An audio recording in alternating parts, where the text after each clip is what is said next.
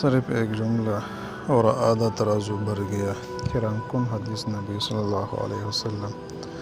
کیا آپ جانتے ہیں کہ ایک ایسا ذکر ہے جسے پڑھنے میں صرف چند سیکنڈ لگتے ہیں، لیکن قیامت کے دن اس کا وزن بہت زیادہ ہوگا؟ آئیے یہ عظیم حدیث سنتے ہیں۔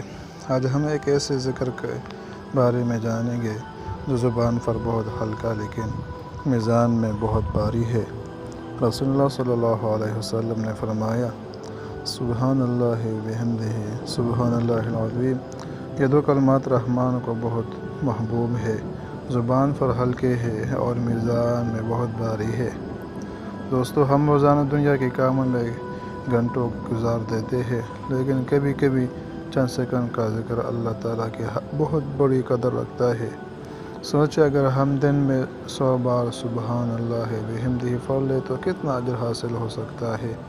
یہ ذکر اللہ کی پاکی بیان کرتا ہے، دل کو سکون دیتا ہے اور انسان کو اللہ کے قریب کرتا ہے۔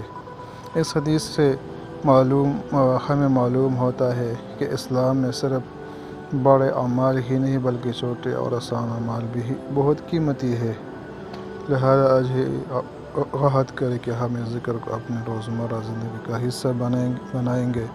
اللہ تعالیٰ ہمیں کثرت سے ذکر کرنے کی توفیق عطا فرمائے، آمین۔